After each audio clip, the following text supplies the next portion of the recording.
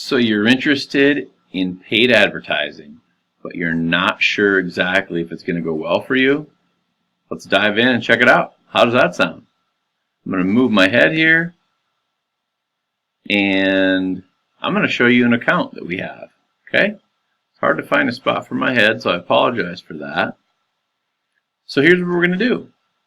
These are the metrics that are mentioned in the text either to the side or below, depending on if you're on mobile or if you're on desktop. So we have the ability to toggle in days. Okay, we can do the last day, the last week, 30 days. It defaults to 30 days usually, or we can put in a custom date range. All right. Now we also have the ability to go between desktop and mobile combined, or one or the other. Now, how interesting is that? Now what we can do is we can go through some of these data points.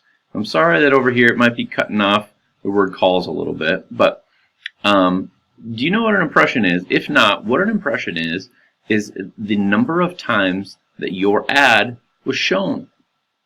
We have the ability to manage and understand how many times it's been shown. And why is that relevant? So think about a billboard, or think about a radio ad or something like that, or maybe one of these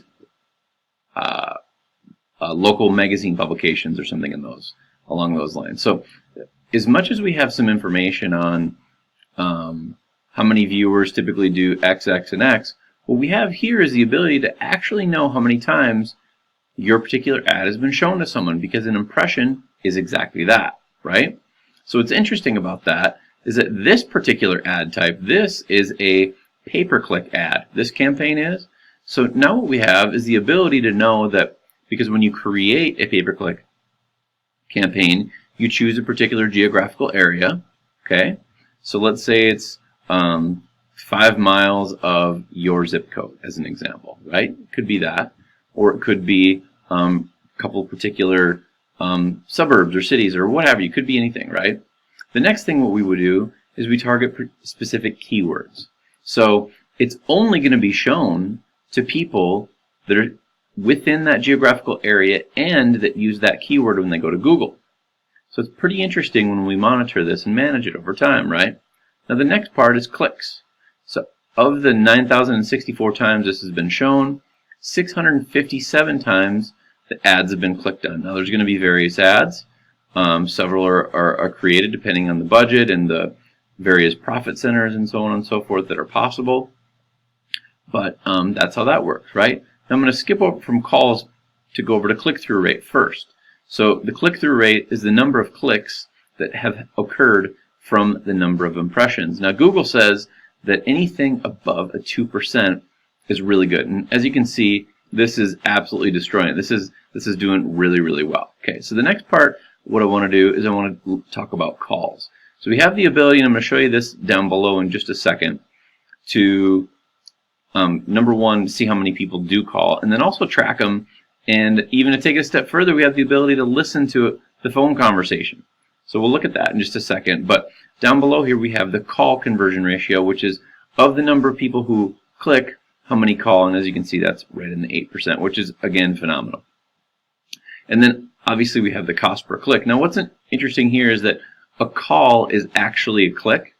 So in order to find out how many clicks there were outside of the calls, do some quick math here, right? So it'd be 598. But this cost per click is including all clicks, which includes calls. And then the impression share. So this thing is really interesting as well. So as mentioned, when we set these up, we have a geographical area, right? So to make it easy, we'll say 10 miles of X zip code, your zip code. Now, what we want to do is select particular keywords, and each keyword has a particular amount of search volume. So let's say it's the word realtor, which is somewhat vague in that it's not saying realtor in such a zip code or city name or what have you, and then 20 other ones that are somewhat related.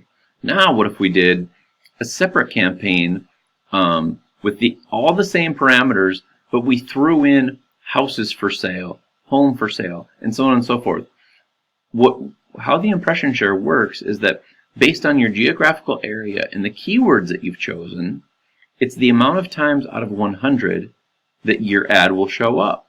So I hope that makes sense, but basically right now, based on their geographical area and the keywords they've chosen, they show up 48 times out of 100.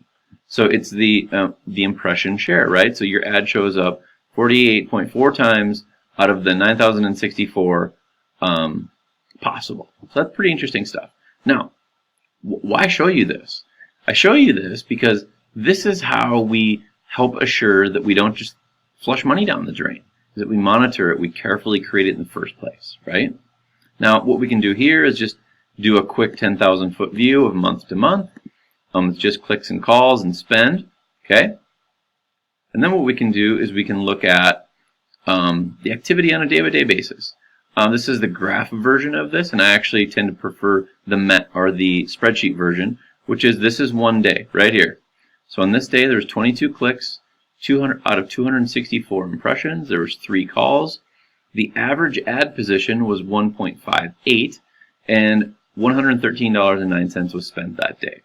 So that's pretty interesting stuff, right? So one thing that we haven't talked about yet is that the average ad position is 1.58. As you can see, it's in the ones through all these. Now, it would probably need to be a completely different lesson, if you will, here, but the average ad position is very important because at the top of every Google page, Google reserves 4 spots for ads. Now, you want to be in the top 4, right? Like that's sort of the point here because nobody ever goes to page 2. So what you can see is that basically this is a well-executed campaign because otherwise Google wouldn't be putting the ads at the top. Now the next section is call tracking. So what we can do here is see that there's 59 calls, 49 were completed, 14 were missed, 0 were busy, and 52 of the 59 were unique.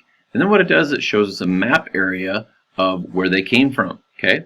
Now the next area is based on, it has their phone number, and over here, as you can see, you could click on these and listen to them individually, right? Like how amazing is that?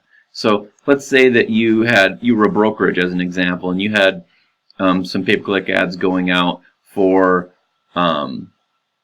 your whole brokerage, and then there was an inside salesperson that was going to be processing these calls. What we would do then is discuss how well they're doing because we could listen to the calls.